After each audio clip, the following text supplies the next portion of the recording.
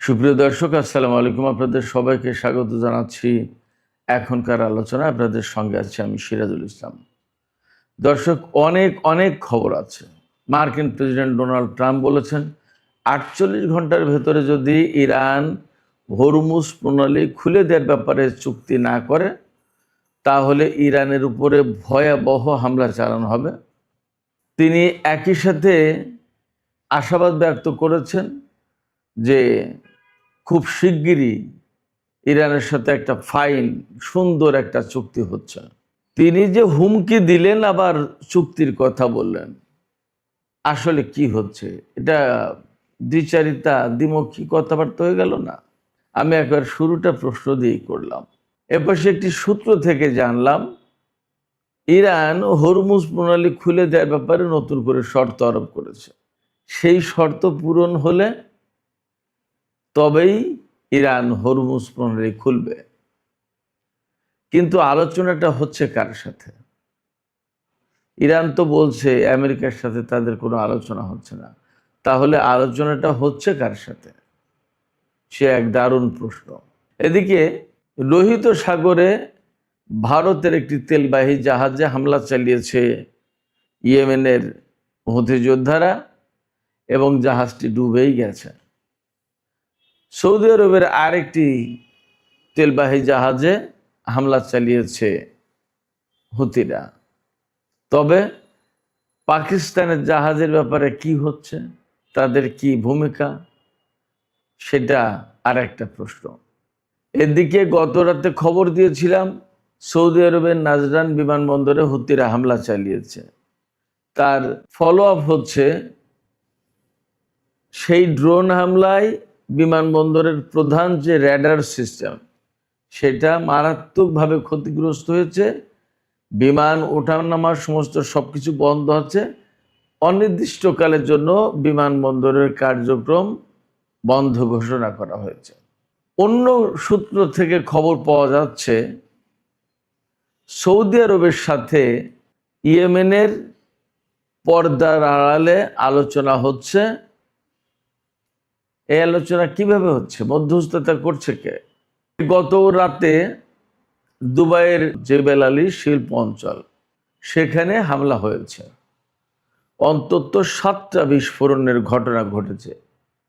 কারা এই হামলার পেছনে এখনো পরিষ্কার না। এই যে মধ্যপ্রাচ্যকে ঘিরে এত দ্বন্দ্ব, হুমকি, যুদ্ধ, সংঘাত, এর ভেতরে কিন্তু আশ্চর্যজনক একটা ঘটনা ঘটেছে। সেটি হচ্ছে তেলের দাম কমেছে। দুই ধরনের তেলের দাম, ব্রেন্ট ক্রুড এবং ওয়েস্ট টেক্সাস ইন্টারমিডিয়েট, দুই ধরনের তেলের দামই 5% কমেছে। এশিয়ার বাজারে যে সমস্ত স্টক এক্সচেঞ্জ সেখানে লাভ দিয়েছে ঊর্ধ্বমুখী। সুপ্রিয় দর্শক, এই সব বিষয় নিয়েই এখনকার আলোচনা। আশা করি আলোচনা থেকে অনেক অনেক তথ্য পাবেন এবং আলোচনা ভালোও লাগবে। শেষ পর্যন্ত সঙ্গে থাকুন এবং লাইক, কমেন্ট, শেয়ার করে আমাদের চ্যানেলটিকে এগিয়ে যাওয়ার জন্য আপনারা সবাই পাশেই থাকুন। দর্শক, চলুন বিস্তারিত আলোচনা করি। প্রথমেই মহামতি ডোনাল্ড ট্রাম্পকে দিয়ে শুরু করি। তিনি 2টা বক্তব্য দিয়েছেন। একটা বক্তব্য হচ্ছে ইরান চুক্তির জন্য পাগল হয়ে গেছে, চুক্তির জন্য আমেরিকার পিছনে পিছনে ঘুরছে, এবং তিনি বর্ণনা দিচ্ছেন যে শনিবারে যে হামলা চালাতে চেয়েছিলেন সেই ব্যাপারে বলছেন যে ইরান আমাদেরকে ফোন করলো, তারা আমাদের কাছে অতি বিনয়ের সাথে, তিনি ঠিক এইভাবে বলছেন, অতি বিনয়ের সাথে আমাদেরকে অনুরোধ করলো যে একটু আলোচনা করা যায়, প্লিজ, আলোচনার সুযোগ আছে, যদি থাকে তাহলে আমরা একটা চুক্তি করতে চাই, আপনারা হামলা বন্ধ করেন। এই অনুরোধের পর আমি হামলা বন্ধ করলাম। এখন তাদের সাথে চুক্তি হবে। আগামী 48 ঘন্টার ভেতরে এই চুক্তি হয়ে যাবে। যদি চুক্তি না হয় তাহলে কিন্তু তাদের উপরে ভয়াবহ হামলা চালানো হবে। দ্বিতীয় বিশ্বযুদ্ধের পরে এত বড় হামলা আর হয়নি, এইরকম হামলা চালাবো। খেয়াল করুন, তিনি বলছেন ইরান হামলা বন্ধ করার জন্য অনুনয় বিনয় করেছেন, চুক্তির কথা বলেছেন, আবার বলছেন যে যদি চুক্তি না করে তাহলে দ্বিতীয় বিশ্বযুদ্ধের পরে সবচেয়ে বড় হামলা হবে। তাহলে কি করে হয়? এ কথা মিলল না তো। যারা চুক্তির জন্য বা হামলা বন্ধের জন্য অনুনয় বিনয় করে তারা তো চুক্তি করে ফেলতো এতক্ষণ, তাদের কি হুমকি দেওয়া লাগে? আসলে ডোনাল্ড ট্রাম্পের কথা মিলছে না, মেলে না, কিন্তু তবু আমাদের শুনতে হয় এই কারণে যে ঘটনার এক সাইডের নায়ক বা খলনায়ক যাই বলি, ট্রাম্প তো বটেই। তিনি কি বলছেন, কি করছেন, কোন দিকে যাচ্ছেন, তার পদক্ষেপগুলো কি কি, এগুলো তো ফলো করার একটা ব্যাপার থাকেই। আফটার অল এই যুদ্ধ তো তারাই শুরু করেছে। যুদ্ধের একটা বিগ পার্ট আমেরিকা এবং ডোনাল্ড ট্রাম্প। সেক্ষেত্রে তাদের এই সমস্ত কথা, রিপিটেশন, একই কথা বারবার ঘুরিয়ে ফিরিয়ে নানান রকমের সত্য মিথ্যার মিশেল দিয়ে বাট আমাদেরকে শুনতে হয়, উপায় তো নেই, আলোচনা করতে হয় যে এই বললেন তিনি, এই হলো। তো সেক্ষেত্রে তিনি যে কথা বলছে যে 48 ঘন্টার ভিতরে চুক্তি হয়ে যাবে এবং হুমকি দিচ্ছেন, এই হুমকি যতক্ষণ পর্যন্ত বন্ধ না হবে ততক্ষণ পর্যন্ত আলোচনায় যাবে না, চুক্তি হবে না ইরান। এটা ইরানের পক্ষ থেকে বক্তব্য। গতকাল কিন্তু আমি খবর দিয়েছিলাম ইরানের বিশেষজ্ঞ পরিষদ থেকে এই ধরনের আলোচনায় যাওয়ার ব্যাপারে নিষেধ করা হয়েছে। ইরানের পক্ষ থেকে এখনো কোনো আমেরিকার সাথে আলোচনার ব্যাপারে কোনো বক্তব্য দেওয়া হয়নি। এবং এই আলোচনার যে ব্যাপারটা, ডোনাল্ড ট্রাম্প এমনভাবে কথা বলছে, মার্কিন পররাষ্ট্রমন্ত্রী মার্কো রুবিও এমনভাবে কথা বলছে, মার্কিন অর্থমন্ত্রী বেসেন্ট এমনভাবে কথা বলছে, মনে হচ্ছে যেন চুক্তি হয়ে যাচ্ছে, আলোচনা হচ্ছে, দুই পক্ষ কাতারে বা পাকিস্তানে বা দুবাইয়ে কোথাও না কোথাও বসে গেছে, ব্যাপক আলোচনা চলছে, এরকম মনে হচ্ছে। কিন্তু ইরানের দিকে তাকালে একেবারে টোটালি অফ, কিছুই নেই। তারা বলছে যে এই আলোচনা হচ্ছে ওমানের সাথে আমাদের, এবং এটা সম্পূর্ণভাবে ওমানের সাথে আমাদের এই হরমুজ প্রণালী আমরা কিভাবে ব্যবহার করব, ভাগ করব, এই বিষয়টা নিয়ে আমেরিকার সাথে কোনো সম্পর্ক নেই। তবে আমি এই সমস্ত ঘাটাঘাটি করে যা শেষমেশ পেলাম সেটা হচ্ছে এইরকম যে কাতার, পাকিস্তান, সৌদি আরব এরা হয়তো মিলে আমেরিকাকে বাদ রেখেই ইরানের সাথে একটা আলোচনা করছে। হয়তো সেখানে আমেরিকার মতামত তাদের কাছে আছে যে তারা কি কি নিয়ে কথা বলতে চায়, কোনভাবে কথা বলে তাদের সন্তুষ্টি আসবে, ইত্যাদি ইত্যাদি। বাট ইরান আমেরিকার সাথে কোনো আলোচনায় যে নেই এটা মোটামুটি পরিষ্কার। তো এই যে আলোচনা চলছে বলে আমি যা বুঝলাম, কারণ হরমুজ প্রণালী তো খুলতে হবে, আজ হোক কাল হোক, কোন ফর্মুলায় খুলবে? এখানে এই হরমুজ প্রণালী ব্যবহার করে তো কাতার তার তেল গ্যাস রপ্তানি করে, কুয়েত, বাহরাইন, সৌদি, ইরাক, সংযুক্ত আরব আমিরাত সবাই। সেক্ষেত্রে হরমুজ প্রণালী তো এই আঞ্চলিক দেশগুলোর জন্য খোলা প্রয়োজন। হয়তো তারা মিলে আলোচনা করছে, সেখানে ইরান শর্ত দিয়েছে। আমি আপনাদেরকে 4টা শর্ত জানাচ্ছি, খুবই ইন্টারেস্টিং। হরমুজ প্রণালী এলাকা থেকে আমেরিকার নৌ অবরোধ ইমিডিয়েটলি, খুবই দ্রুত তুলে নিতে হবে, নাম্বার 1। নাম্বার 2, ইরানের তেল, গ্যাস এবং তেলজাত পণ্য যে রপ্তানি করে এটার উপরে আমেরিকার যে নিষেধাজ্ঞা আছে সেই নিষেধাজ্ঞা তুলে নিতে হবে। 3 হচ্ছে হরমুজ প্রণালী দিয়ে যে সমস্ত জাহাজ চলাচল করবে তাদের উপর থেকে ফি আদায় করবে, সে যে নামেই হোক না কেন, এই ফি আদায় করবে ইরান এবং এটা বৈধ বলে মেনে নিতে হবে।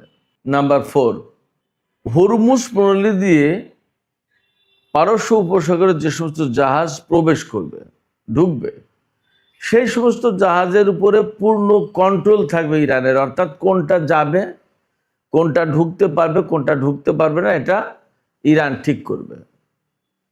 আর যে সমস্ত জাহাজ পারস্য উপসাগর থেকে বের হবে তাদের উপরেও অবজারভেশন চালাতে পারবে, তাদের দেখভাল করবে বা তাদের উপর পর্যবেক্ষণ চালাতে পারবে ইরান। এই 4টা শর্ত মেনে নিতে হবে, তাহলে ইরান হরমুজ প্রণালী খুলে দেবে। এখন এই বিষয়গুলো এই যারা আলোচনা করছে, মধ্যপ্রাচ্যের উপসাগরীয় অঞ্চলের দেশের যে সমস্ত নেতারা আলোচনা করছে, হয়তো তারা মেনে নিতে বাধ্য হবে, উপায় তো নেই। তা না হলে তো হরমুজ প্রণালী খুলছে না এবং তাদের ব্যবসা বাণিজ্য সমস্ত সবকিছু শেষ।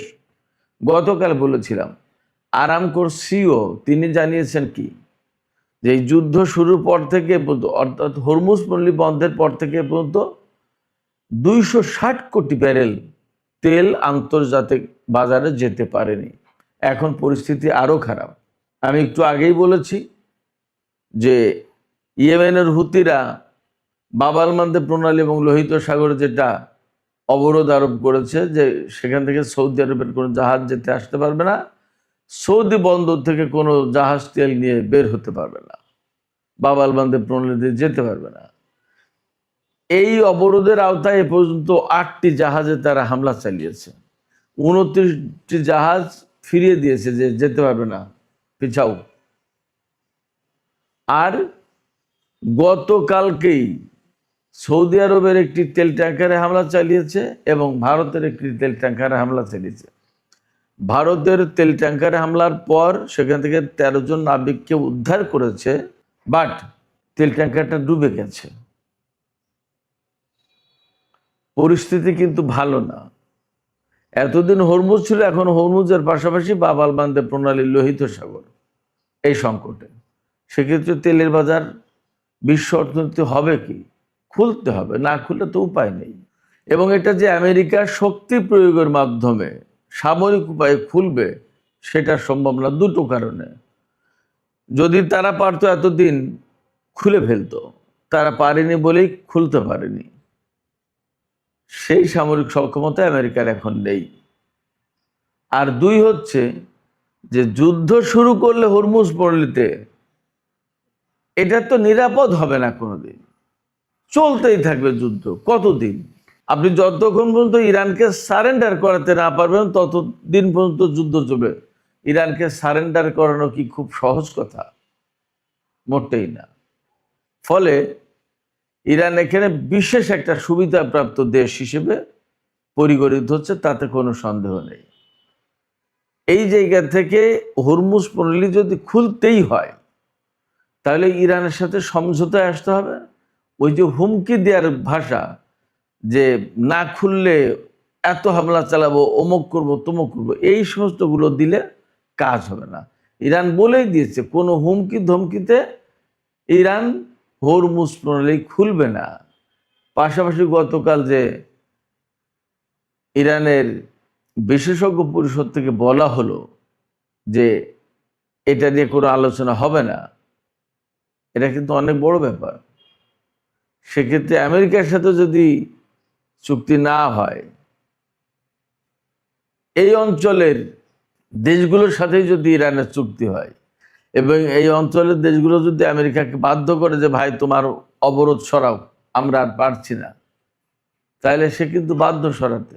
এরই ভিতরে খবর পাওয়া যাচ্ছে নতুন করে সৌদি আরব তার ঘাঁটি এবং মাটি ব্যবহার করতে দিতে চায়নি আমেরিকাকে। সেদিনের যে হামলা, সেই হামলায় তো প্রধানত সৌদি যুবরাজ মোহাম্মদ বিন সালমান ডোনাল্ড ট্রাম্পকে ফোন করে ঠেকিয়েছে যে হামলা করলে একদম সর্বনাশ হয়ে যাবে, খবরদার। আবার ইয়েমেনিদের সাথে পর্দার আড়ালে সৌদি আরব আলোচনা করছে তাদের জ্বালানি এবং সহায় সম্পত্তির উপর যাতে ইয়েমেন হামলা না করে। তো যখন এই আলোচনা ম্যাচিউর হবে তখন ইয়েমেন বলবে না যে তোমার জ্বালানি, তোমার সম্পদ আমি নিরাপদ করবো আর তুমি আমার উপরে অবরোধ দিয়ে রাখবো। এটা তো হতে পারে না। সেক্ষেত্রে আমার উপর থেকে অবরোধ তোলো, আমার বিরুদ্ধে যুদ্ধ তুমি বন্ধ করো, শান্তিতে থাকি। তা না হলে তোমার বিরুদ্ধে আমার হামলা চলবে। এই আলোচনা চলছে ওমানের মাধ্যমে। ওমানের মধ্যস্থতায় সৌদি আরব এবং ইয়েমেনের ভেতরে পর্দার আড়ালে একটা আলোচনা চলছে। আমি আপনাদেরকে আরেকটা কথা বলতে চেয়েছিলাম, ইন্টারেস্টিং। ইয়েমেনিরা যে লোহিত সাগরে অবরোধ আরোপ করেছে বা বালবান্দে প্রণালীতে জাহাজ যেতে দিচ্ছে না সৌদি তেল নিয়ে, এই ব্যাপারে পাকিস্তান এবং চীনের ব্যাপারে ইয়েমেনিরা কিন্তু ভিন্ন ঘোষণা দিয়েছে, ভিন্ন দৃষ্টিভঙ্গি তাদের। পাকিস্তানের জাহাজকে এবং চীনের জাহাজকে তারা যেতে দিয়েছে। এই পর্যন্ত যতদূর জানতে পারলাম, সৌদি আরব থেকে তেল নিয়ে চীনের 21টি জাহাজ বাব আল মানদেব প্রণালী পার হয়েছে, যতদূর মনে পড়ছে, যতদূর জানতে পারলাম।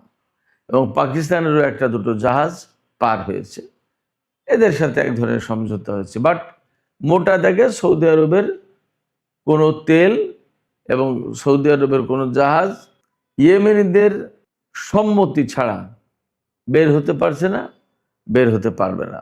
এদিকে গত রাতে দুবাইয়ের জেবেল আলী বন্দর এবং জেবেল আলী শিল্পাঞ্চল, এই শিল্পাঞ্চল, এখানে সারা বিশ্বের খুব নামি দামি বড় বড় বহু কোম্পানির অফিস আছে, কারখানা আছে। এখানে হামলা হয়েছে, অন্তত সাতটি বিস্ফোরণ হয়েছে। এই বিস্ফোরণ এবং এই হামলা কারা করেছে এটা পরিষ্কার না, তবে ধারণা করা হচ্ছে বা অনেকেই সন্দেহ করছে যে ইয়েমেনের হুতিরা করে থাকতে পারে। এই হামলার অর্থাৎ বিস্ফোরণের পর কালো ধোঁয়ায় ছেয়ে যায়, ধোঁয়া এবং আগুনের কুণ্ডলি উঠতে দেখা যায়। এই বিষয়টা ভিডিও করার জন্য চেষ্টা করেছিল দুইজন ব্যক্তি, হয়তো কেউ কেউ আরও বেশি, বাট দুইজনকে আটক করা হয়েছে। ডোনাল্ড ট্রাম্পের হুমকি নিয়ে আমি আরেকটু কথা বলি। ডোনাল্ড ট্রাম্প যখন ইরানের বিরুদ্ধে হামলা চালানোর ব্যাপারে ব্যাপক হুমকি দিচ্ছেন যে যদি চুক্তি না করে তাহলে ইরানকে একেবারে ধ্বংস করে দেওয়া হবে। খুব বাস্তব কথা হচ্ছে কি জানেন, আমেরিকার আসলে সেই সক্ষমতা এখন নেই। গত রাতে আমরা একটা খবর দিয়েছিলাম, আমেরিকার কাছ থেকে তাদের দূরপাল্লার খুব গুরুত্বপূর্ণ দুটি ক্ষেপণাস্ত্র, আর্মি ট্যাকটিক্যাল মিসাইল এবং প্রিসিশন স্ট্রাইক মিসাইল, এই দুটো মিসাইল ব্যাপক মাত্রায় কমে গেছে। কিন্তু আজকে তার ফলো আপ রিপোর্ট কি জানেন? সিএনএন বলছে, সিএনএন কিন্তু আমেরিকার খুবই প্রভাবশালী একটি পত্রিকা, শুধু সিএনএন না, আরও অনেক পত্রপত্রিকা এবং গণমাধ্যম টেলিভিশন চ্যানেল বলছে যে আমেরিকার হাতে শুধু ওই দুটো ট্যাকটিক্যাল মিসাইল এবং প্রিসিশন স্ট্রাইক মিসাইল, এই দুটো শেষ হয়নি, থার্ড 80% শেষ, পেট্রিয়ট অর্ধেকের বেশি শেষ। আমেরিকার হাতে যুদ্ধের আগে 400 সামথিং থার্ড ক্ষেপণাস্ত্র ছিল, তার 80% শেষ হয়ে গেলে আর কয়টা আছে? পেট্রিয়ট 2000 সামথিং ছিল, তার অর্ধেকের বেশি শেষ হয়ে গেছে। আর ওই যে দুই রকম আর্মি ট্যাকটিক্যাল মিসাইল এবং প্রিসিশন স্ট্রাইক মিসাইল, যেটা এই দুটো তো প্রায় শেষের পথে। আরো অনেক, আরো কয়েকদিন আগে আমি একটা খবর দিয়েছিলাম যে ভারত মহাসাগরে অবস্থিত মার্কিন জাহাজ থেকে ক্ষেপণাস্ত্র ছোড়ার মতো ক্ষেপণাস্ত্র নেই। মধ্যপ্রাচ্যে বিভিন্ন জায়গায় যে হামলা হচ্ছে সেই সব জায়গায় কিন্তু কোনো ডিফেন্স সিস্টেম নেই, যা টুকিটাকি ছিল সেগুলো তুলে নিয়ে চলে গেছে। মধ্যপ্রাচ্য মোটামুটি মুক্ত এখন ডিফেন্স সিস্টেম থেকে বলা যায়। এই অবস্থায় যদি আমেরিকা ইরানের উপর হামলা চালায়, তাহলে ইরান যে পাল্টা হামলা চালাবে সেই হামলা ঠেকানোর মতো অবস্থা তাদের নেই। যার কারণে মার্কিন সামরিক বাহিনী প্রচণ্ড বিরোধিতা করেছে ডোনাল্ড ট্রাম্পকে, যে না স্যার, এই হামলা চালানো যাবে না, এই হামলা হলে ভয়ঙ্কর ক্ষতি হবে, ঠেকাবো কি দিয়ে? শুধু তাই না, মজার ব্যাপার হচ্ছে যে এই যুদ্ধকে কেন্দ্র করে 28শে ফেব্রুয়ারি যে যুদ্ধ শুরু হলো সেই থেকে এই পর্যন্ত বহু সংখ্যক মার্কিন জেনারেল, কর্নেল, মেজর জেনারেল, বিভিন্ন পর্যায়ের বহু সংখ্যক সেনা কর্মকর্তাকে বহিষ্কার করা হয়েছে, পদত্যাগ করতে বাধ্য করা হয়েছে, কেউ কেউ এমনি পদত্যাগ করে চলে গেছে এই যুদ্ধকে কেন্দ্র করে, মানে বিশৃঙ্খলা, মিসম্যানেজমেন্টের কারণে। যুদ্ধ করে তো সামরিক বাহিনী, তাদের একটা সিস্টেম আছে। না যুদ্ধমন্ত্রী পিট হেগসেথ, না প্রেসিডেন্ট ডোনাল্ড ট্রাম্প, দুইজনের কেউই তো যুদ্ধ পরিচালনার অভিজ্ঞতা রাখে না, দক্ষতা রাখে না। ডোনাল্ড ট্রাম্প যুদ্ধ যেভাবে পরিচালনা করছে সেটা হচ্ছে তার মনে যখন যা আসছে সেটা তিনি তাই করছেন। জেনারেলরা পাগল হয়ে যাচ্ছে যে কখন কোন অর্ডার দিয়ে বসে কিভাবে কি করব। সামরিক বাহিনীর যারা কমান্ডার, যারা জেনারেল, যারা বিভিন্ন পর্যায়ের নেতৃত্বে আছে, তারা তো জানে যে যুদ্ধের পলিসি থাকে, কিছু যুদ্ধের সিস্টেম থাকে, কোনটার পর কোনটা কিভাবে কি। ডোনাল্ড ট্রাম্প ও সমস্ত না, জাস্ট কমান্ড করেন এবং সেটা বাস্তবায়ন করতে বলেন। এটা কি সম্ভব? যার কারণে আমেরিকার বহু সংখ্যক সেনা কর্মকর্তা, এটা আমার কথা না, এক্সিওস আছে, ওয়াল স্ট্রিট জার্নাল আছে, অনেক পত্রিকা আছে, পদত্যাগ করেছে। তাদের অনেককে বহিষ্কার করা হয়েছে, অনেককে জোর করে পদত্যাগ করতে বাধ্য করা হয়েছে। এবং পিট হেগসেথের বক্তব্য হচ্ছে যে নতুন সময়ের, নতুন নিয়মের, নতুন পলিসির, নতুন ডক্ট্রিনের যুদ্ধ, এর সাথে খাপ খাওয়াতে পারে এরকম তরুণ বা নতুন সেনা কর্মকর্তাদেরকে আমরা দায়িত্বে আনছি। যারা আসলে ডোনাল্ড ট্রাম্পের সাথে, পিট হেগসেথের সাথে অ্যাডজাস্ট করতে পারছে না, তারা চলে যাচ্ছে এবং তাদেরকে বিদায় দেওয়া হচ্ছে। মানে দাঁড়াচ্ছে যে মার্কিন সামরিক বাহিনীতে স্বাভাবিক অবস্থা নেই। এই যুদ্ধকে কেন্দ্র করে মারাত্মক একটা বিশৃঙ্খল অবস্থায় পড়েছে মার্কিন সামরিক বাহিনী। সুপ্রিয় দর্শক, আলোচনা শেষ করব, তবে যাবার আগে তেলের বাজার, স্টক মার্কেট সম্পর্কে একটু খবর দিই। এই যে যুদ্ধ পরিস্থিতি, এই যে হুমকি পাল্টা হুমকি, হরমুজ এবং লোহিত সাগর আটকানো, এরপরেও তেলের দাম আন্তর্জাতিক বাজারে 5% কমেছে। কারণ কি জানেন? কমেছে এই কারণে ডোনাল্ড ট্রাম্প ঘোষণা দিয়েছেন ইরানের সাথে খুব দ্রুত একটা চুক্তি হয়ে যাচ্ছে এবং হামলা তিনি বন্ধ করেছেন। ব্রেন্ট ক্রুডের দাম 5% কমে এখন প্রতি ব্যারেল $80 বিক্রি হচ্ছে। আর ওয়েস্ট টেক্সাস ইন্টারমিডিয়েট $76 বিক্রি হচ্ছে। এছাড়া এশিয়ার মার্কেটগুলোতে, আমেরিকার মার্কেটেও, স্টক মার্কেটে ব্যাপক জাম্পিং হয়েছে, ঊর্ধ্বমুখী, সূচক ঊর্ধ্বমুখী, দাম বেড়েছে। আশায় একটাই যে ইরানের সাথে আমেরিকার একটা চুক্তি হলে সব সংকট কেটে যাবে এবং পরিস্থিতি ভালো হবে, স্বাভাবিক হবে। অতএব এই আশায় সবাই আবার লেনদেন শুরু করেছে খুব ভালোভাবে। কিন্তু এটা আসলে কতটুকু থাকে সেটা দেখার ব্যাপার। সুপ্রিয় দর্শক, এখনকার আলোচনা এখানে শেষ করতে চাইছি। যাবার আগে আপনাদের কাছে জানতে চাই যে ইরানের সাথে আমেরিকার যে চুক্তির কথা শোনা যাচ্ছে, আসলে কি এটা আমেরিকাকে বাদ দিয়ে আঞ্চলিক দেশগুলোর সাথে ইরানের একটা চুক্তি হতে পারে, যার প্রেক্ষাপটে হয়তো আমেরিকা বিনা যুদ্ধে এখান থেকে সরে গেল, আবার হরমুজও খুললো, এই রকমের কোনো একটা ডিপ্লোমেসি হতে পারে বলে মনে হচ্ছে আপনাদের? আপনাদের মতামত কমেন্টে জানাতে পারেন। আর ভিডিও ভালো লাগলে লাইক, কমেন্ট, শেয়ার করবেন এবং চ্যানেলটি সাবস্ক্রাইব করে